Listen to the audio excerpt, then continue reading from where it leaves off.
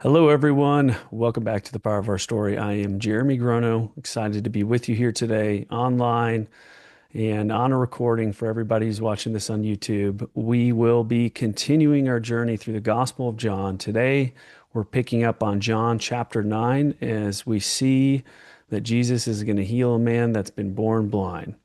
So, with that, we've already prayed ahead of this, so I'm going to jump right into scripture. If you guys can jump in with me, let me get my screen set up.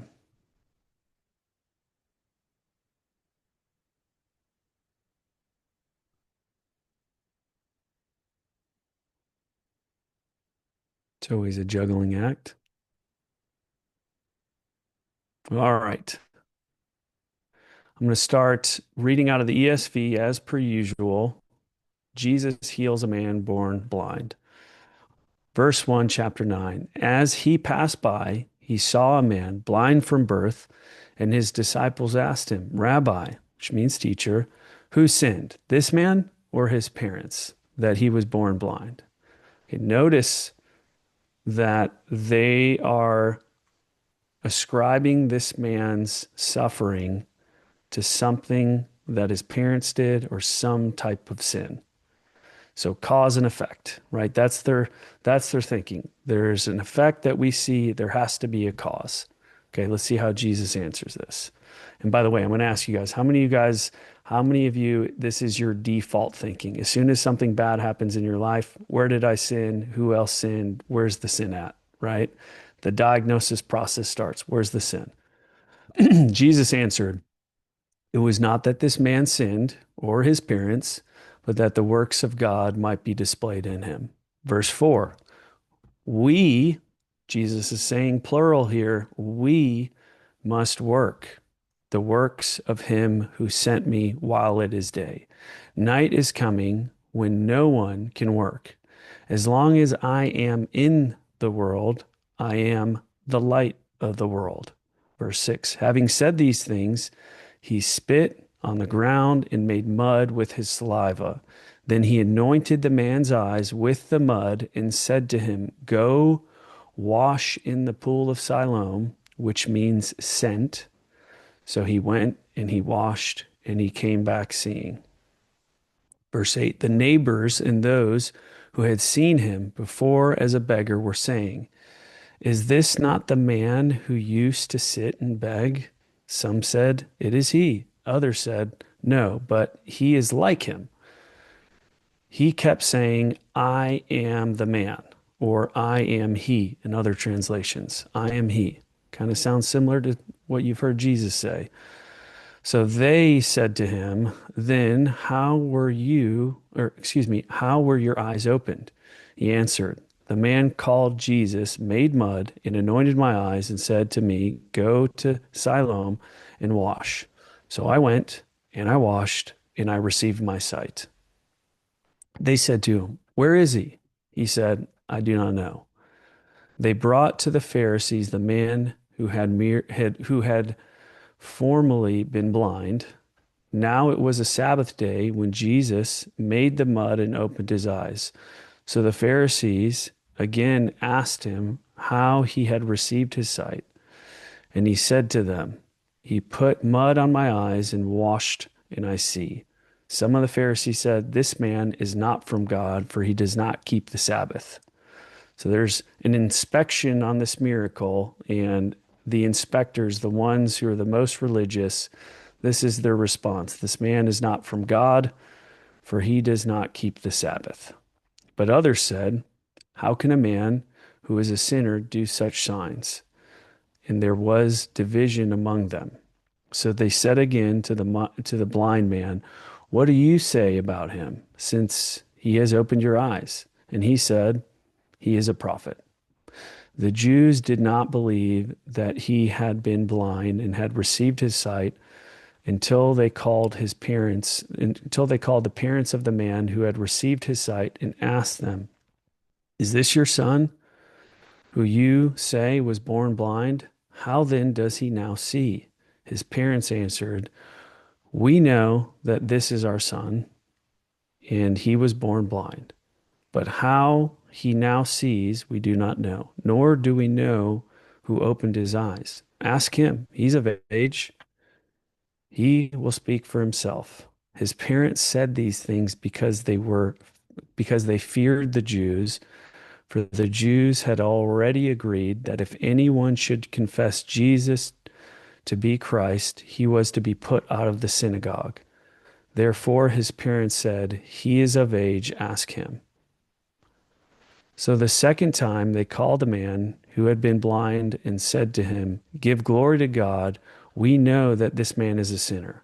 And he answered, "Whether he is a sinner, I do not know. One thing I do know, that though I was blind, now I see." They said to him, "What did he do to you? How did he open your eyes?" And he answered, "I have told you already, and you would not listen. Why do you want to hear it again? Do you want to become his disciples?" That's the best singer. Do you want to be his disciples? But we are disciples of Moses. We know that God had spoken to Moses, but as for this man, we do not know where he comes from. The man answered, "Why? This is an amazing thing. You do not know where he comes from, and yet he opened my eyes. We know that God does not listen to sinners, but if anyone is a worshiper of God and does his will, God listens to him. Never since the world began has it been heard that anyone opened the eyes of a man born blind. If this man were not from God, he could do nothing." They answered him, "You were born in utter sin, and would you teach us?" And they cast him out. Jesus heard that they had cast him out, and having found him, he said, "Do you believe in the Son of Man?" He answered, "And who is he, sir, that I may believe in him?" Jesus said to him, "You have seen him, and it is he who is speaking to you." He said, "Lord, I believe." And he worshiped him. This is the first time in the Gospel of John that anybody worshiped Jesus. Verse 39, Jesus said, "For judgment I came into this world, that those who do not see, that those who do not see may see, and those who see may become blind." Some of the Pharisees near him heard these things and said to him, "Are we also blind?" And Jesus said to them, "If you were blind, you would have no guilt. But now that you say, 'We see,' your guilt remains."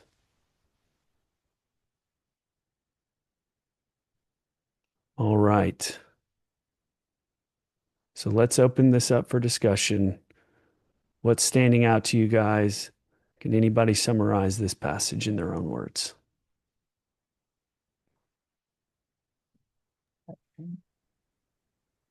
Baya? Yeah, I can. Okay, I'm not raising my hand since you called me. Um, well, I think it's an amazing part of the Bible. Wow. First, it shows how a lot of us think when he say who seen this man or his parent that he's born blind is the way the world and I mean, definitely me, I grew up with is if something happened, I did something wrong or something did. So it's really the mindset of judgment and the mindset of not, it's really the mindset of judgment. Yes. Where is the sin? Um, and then the response of God that is so different. Jesus, when he say that the work of God can be displayed in him. It's like everything is my purpose, and there's a reason why certain people are sick. There's a reason why this happened. There's a reason what you don't understand. So it's really God replacing himself and saying, don't, you're not God." That's good. Um, And then night is, I like the place where you say night is coming when no one can work. And he's pretty much there giving the mission. Go and help people then because that's the time. And there's a time when it will not be possible anymore. So I think I feel like the mission there is like go and help people. I came here to save people. And working now that it's not the night. And he stated, because he said, I am the light of the world. And then just after that, he healed. And then the guy said, yes, I am. They opened my eyes. How were your eyes open? And he said, I washed and received my sight. And I feel like for me, it's really the conversion and the baptism. It's kind of the receiving somewhere of the Spirit of God. And what is interesting is the people that he is the one that see, but he sees spiritually. Why now you have those people that were supposed to teach and they are showing their blindness. And that's really interesting to see that the people that are supposed to to um, to see him are showing clearly in front of him their blindness. And then they say this man is not from God, he's doing something during the Sabbath. He's he healed someone. There's a miracle happened that is amazing, and their blindness is so. I mean, everybody can see it but them at that moment. Because it's like, are you serious? There's a miracle here. And the only thing you can say is that. And it's also seeing also the reaction of his parent that is interested and how the system have been fear. System have a tendency to bring fear in people. It's like they're not free even to say what they see and what they are, and they're not even free of celebrating. It's their own son. It's their own son has a miracle, and they are still saying, well, but the system is going to go against me, so ask him. Yeah. And then that what is interesting, I love when they called the man the second time. I was blind and now I see. And I don't think it's just I'm seeing physically. He's saying I'm seeing spiritually. I'm seeing God.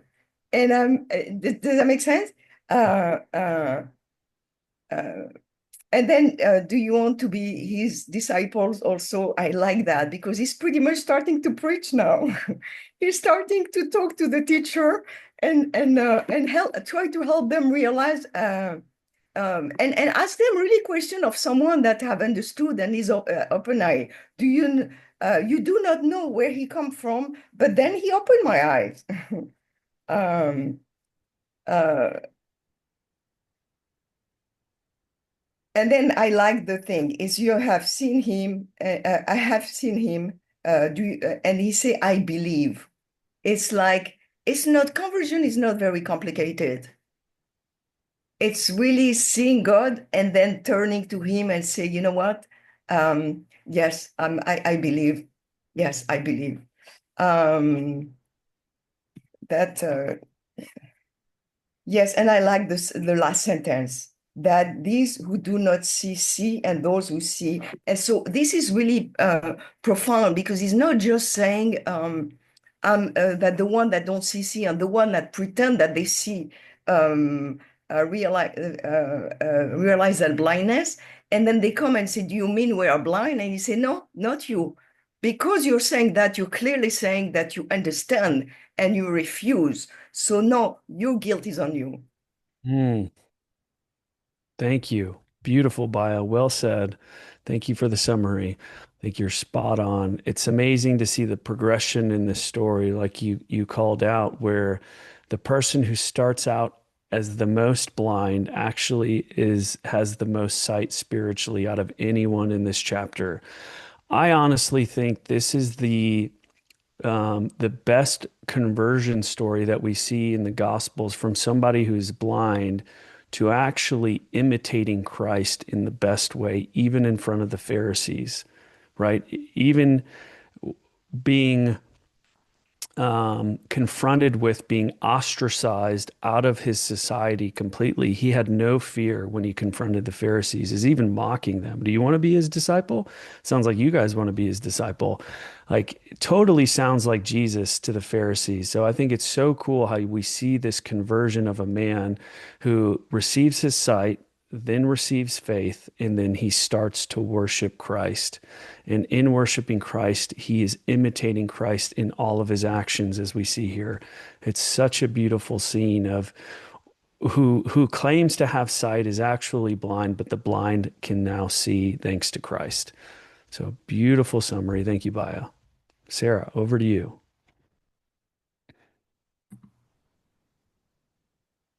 All right. I'll jump over to Andrew here. Go ahead, brother.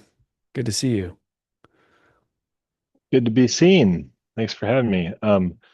Okay, so far so good. Love everything that's been said. Um, uh, Here in verse 5, Jesus says, "I am the light of the world," right? So I don't think we mentioned this in chapter 6, but there's actually seven "I am" statements that Jesus makes across the book of John. And the reason that that's important is because he wants to tell us about himself, right? He doesn't want us to come to our own conclusions based on what we heard from someone else about whatever, from a movie or a TV show, or he's revealing himself to us. And out of these seven "I am" statements, the one that's the most revelatory is this one, because he's revealing himself as light itself, right? So, and I think Baya, you did a great job summarizing, but because of that, because he's revealing himself as light, um, one question to be asking in this chapter is, what is it that he's revealing? There's a whole bunch of different levels of things that he's revealing or uncovering, so on and so forth, as far as that goes. So then also, I'm curious, Baya, you said that um, the system brings fear. So this guy gets healed, and it challenges the status quo. So the people who consider themselves to be in authority over the system, they're coming in to investigate. It occurred to me, this is like, breaking news. Imagine if you turn on the news and it's like, breaking news: man born blind was miraculously healed on the Sabbath. Like, what if there was a channel where it was like, breaking good news, and it was like just as controversial and scandalous as the bad news is. But anyway, so if the system brings fear, what does the kingdom bring? Because Jesus is the light of the world, and so he has this whole host of things that go along with this one of seven different roles that he plays, right?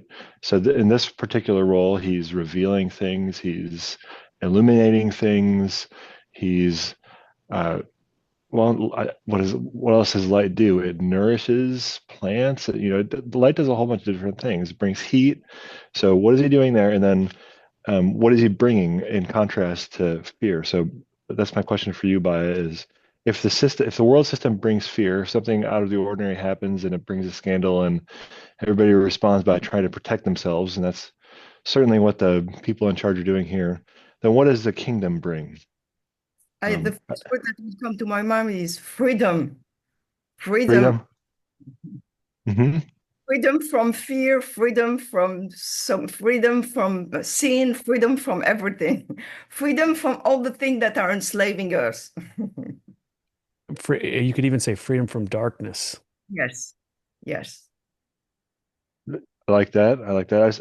I was thinking in the long term of peace. So this event happens, and it brings fear to some people, but it brings peace in this story. It brings peace to some others. But you're right. It also brings freedom to this guy who has been bound by this predicament of having been born blind and so on. So anyway, that's my thoughts. Another thing that it's somewhat related is I was reading this book, Imagine Heaven. I know that, Jeremy, you've mentioned it a couple of times. and it's about near-death experiences. And I think Sarah mentioned something about near-death experiences last week. But there's a whole section in that book, Imagine Heaven, of blind people who had near-death experiences, and they could see, and they watched themselves being operated on an operating table, and then they went on their journey. And anyway, I thought that was really cool. So good. Yeah, I mean, here's the crazy thing to kind of add on what you're saying, Andrew. Um, I think to a certain degree, what is if I ask the question, what is Christ revealing in this story? I think the most important thing that he's revealing in the story with this man is he bends down to pick up the dust of the earth and he recreates this man. So I think it's a touch point to show everybody new creation is here. In the very beginning, God said, "Let there be light," and there was light. In the same way, the light that created in the beginning to create everything is the same light that has come into this world to recreate humanity. That's kind of how I see this, where where on the surface it's like, why would Jesus spit on the ground? This is such a weird thing to do, but he's actually, I think he's showing I am the clay maker. I'm the one that created from the beginning. It is I, because I think that from a first century Jewish perspective, in uh, um, that cultural perspective, saliva coming from a man of authority brought forth life. So saliva in their context is different from saliva in our context.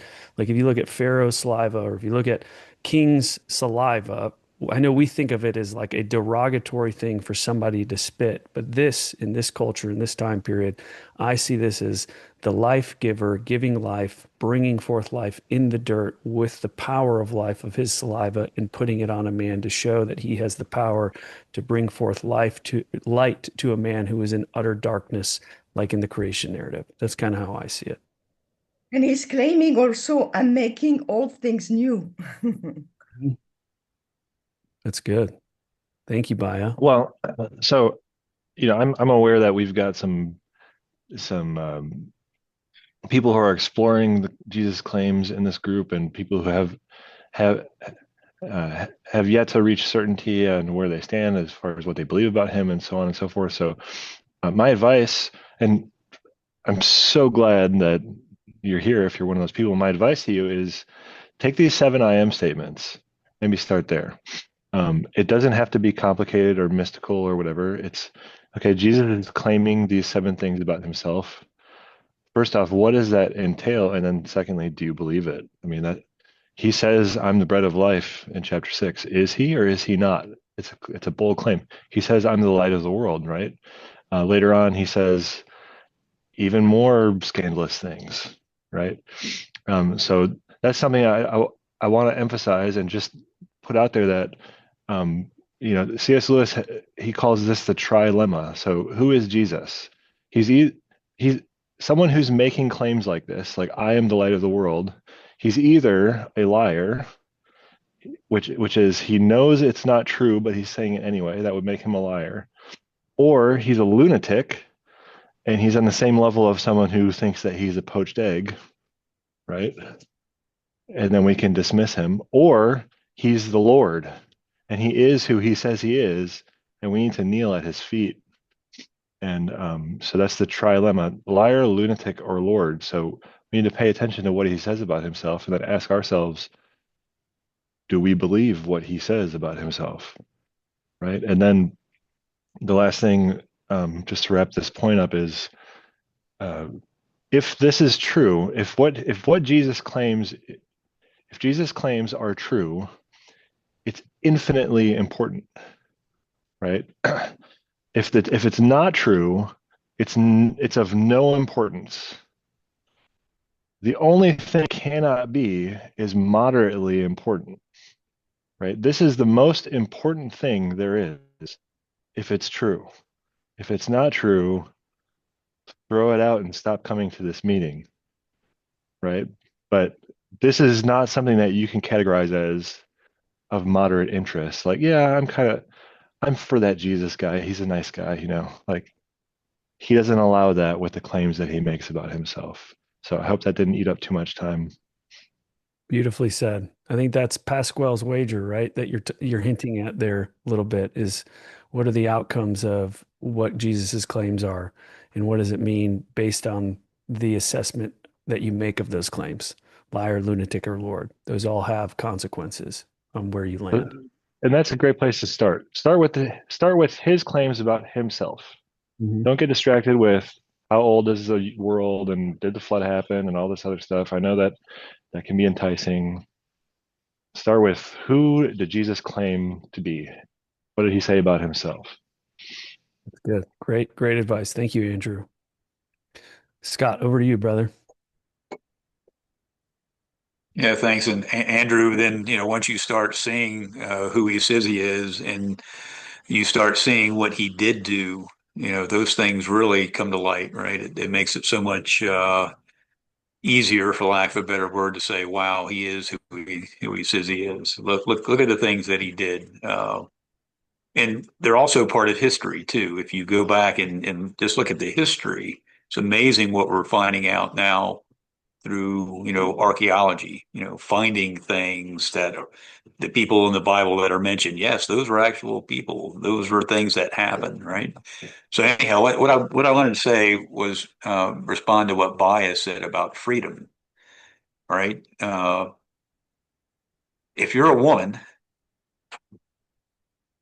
and you think about what Christ says, women have benefited probably the most out of Christ, right? Because they lived in a very dark world, and he's the light, and he came and he shed that light with the truth. Men and women, women are man's helpers, right? They're our mates. They were made from our side. Our pastor talked about this last Sunday. He said God didn't make them out of something at the top of our head that they would be over us. He didn't take bones from the feet so that they would be under us. He took the bone from our side so they would be our partners. They would be of value to us, that we are to share in life as the same, right? Who says that? No one said that. No one was raising up women, and the freedom and the power that he bestows on women is incredible.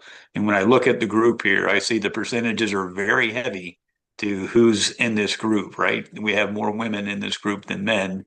So I think Jesus is talking to the women to say, look at the life that I am offering to you guys. Look at where I place you. I think you shouldn't miss that. That is so important. So yeah, I have two daughters, and that just makes me so happy to know that how Christ sees them. He doesn't see them as we see in this world. How many times have we talked about that, right? That we don't understand the things that God, the things that He does, why He does what He does. We we know that there's free will, right? So that's you have blind people, you have people that get in an accident and they perish. I think that's part of all the free will. But what he offers us is salvation, and that's the thing, Andrew. That's the most important thing that we can't let slip by, right? That's what it's all about. Thank you, Scott. Beautifully said. Here's another amazing fact about the rib. It's the only bone in the body that will actually regenerate itself if you take a piece out. Pretty crazy that that was the case. That was the exact bone chosen thousands of years ago. Um, I don't think that's a coincidence either. So thank you for pointing that out. Marianne. Good morning. Here's a few of my thoughts and my experience and what I'm kind of seeing for me in this passage. I think out loud, so sorry if I misspeak. So I feel like my experience in living in this world, like this world does not give me hope. This world, you buy stuff. I mean, okay. I don't know. Jesus is my only hope. It's just the way it is. It's just where I'm at in life. I've experienced a lot of life, and okay, now what? And I think, this world doesn't speak to my heart. Jesus speaks to my heart because Jesus created my heart for him. And I think he created us. I love him because he first loved me. That's why I love him. And he wants my love. He created me. I'm created to love him. His ways are not our ways. That's pretty clear. The enemy comes to steal, kill, and destroy. It's getting pretty obvious. I feel like Satan's in my face. Like, wow. But Jesus said, you're in darkness, but I am the light of the world. I feel like we live in a world of deception. Well, I am the truth. I'm the way. It's like, Lord, I don't know where to go. What do you do in this world? Well, I am the way. So that's where I'm at. Just back to Andrew saying, who does Jesus say I am? And it's like really gotten really clear to me about that you are the truth, you are the way, you are the life, you give life eternal. And every breath that I breathe, he's giving me life. I've come to that in a beautiful way. So I guess I just want to share that. And he wants my heart. And when you give him your heart, my gosh, does he show up? Yes, because he created us. He wants our heart and he wants our love. Amen. Beautiful. Thank you, Marianne. Yeah, on that thread, what's amazing is the blind man in this chapter, he refers to Jesus as the man called Jesus made mud and anointed my eyes and said to me, go to Siloam and wash. The man. He refers to him as the man first. And then the Pharisees ask him, well, who do you think this man is? And he says, he is a prophet. And then lastly, Jesus reveals who he is to the man and he calls him Lord. So he goes from a man to a prophet to my Lord. That's the progression in one chapter of a man's faith in Jesus. I think it's beautiful to see his faith unraveling before us in this chapter. And I would say wherever you're at in that process of, is Jesus a man that can heal? Is he a prophet sent by God, or is he God? You see that progression kind of roll out in front of us with this man. So wherever you're at in that paradigm, I would just say continue that progression. Baya.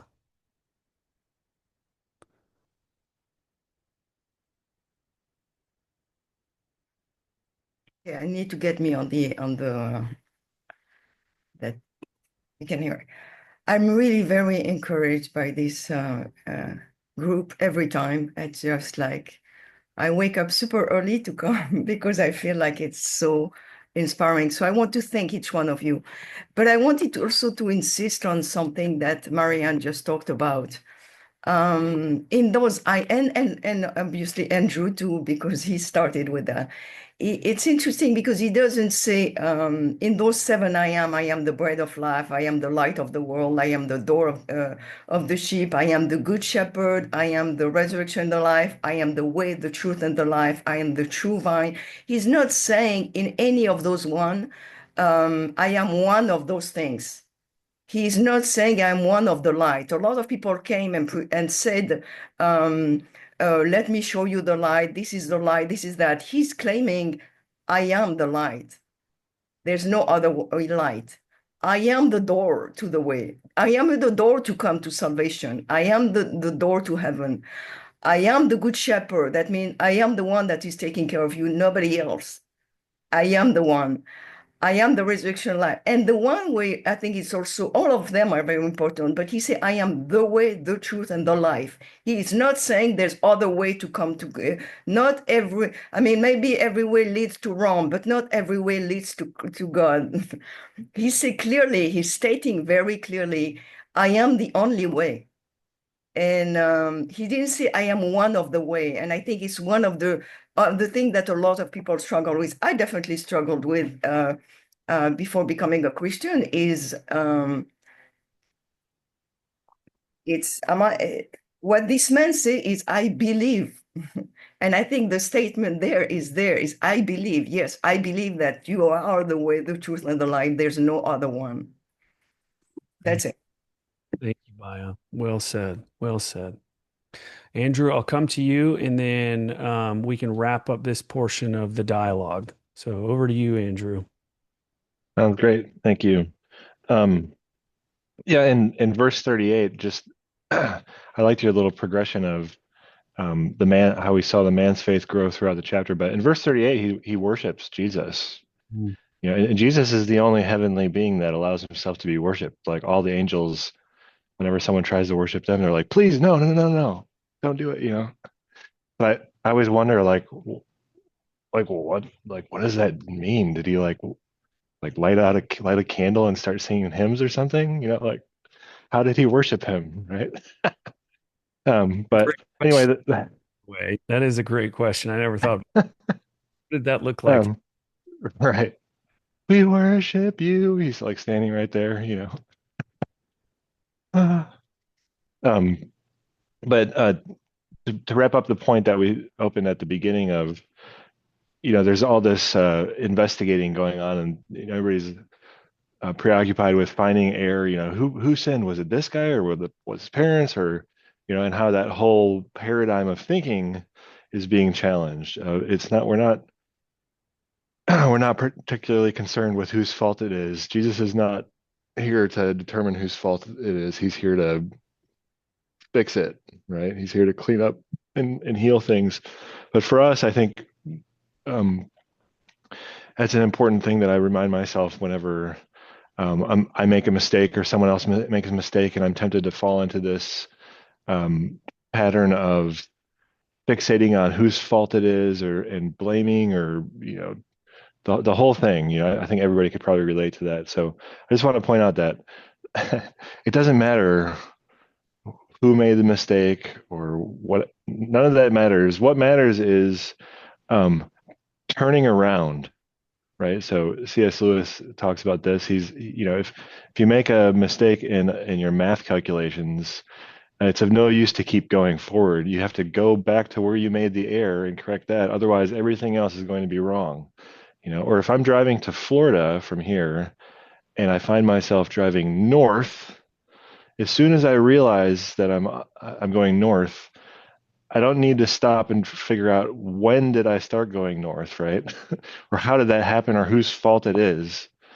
That that's of no concern. What I need to be doing is turning around, right? And so we get, I think, you know, this is an image of what happens in the spiritual life and sanctification in our journey is we can get preoccupied with blame and whose fault and what the mistake was and what the nature of this the temptation was and what the nature of the sin was and what, you know, all that. And I'm someone who loves to understand how everything works, but I just want to emphasize, and you know, Jesus is he does stuff. He's a God of action, and his disciples are people of action. He calls us into action, and he calls this man into action, and all this. And um, uh, when we recognize that a mistake has been made, the first thing we should think is, how can I course correct? So I just want to make that point and emphasize it. And um, you know, for those who haven't come to Christ yet, don't look for him in your past yet. He'll reveal himself there eventually, but look for him in your present and ask him where he wants you to go right now. You know, so anyway. So if I could re-say that to you, what you're saying is the most important thing to God is not to figure out where to place the shame of a person's life, but to get them back on track and to allow whatever they went through to be used for a work of God. Right. Or another way that I've heard it put is, you can't go back and change the beginning, but you can start where you are and change the ending. Beautiful. Hmm. That's so good. All right. With that being said, I'll open up the floor to anybody. What can we take from this chapter, what we've learned today, and how do we apply that to our week? How do we make that tangible? And what can we get from this today that we can apply to our life right now? Does anybody want to speak to that?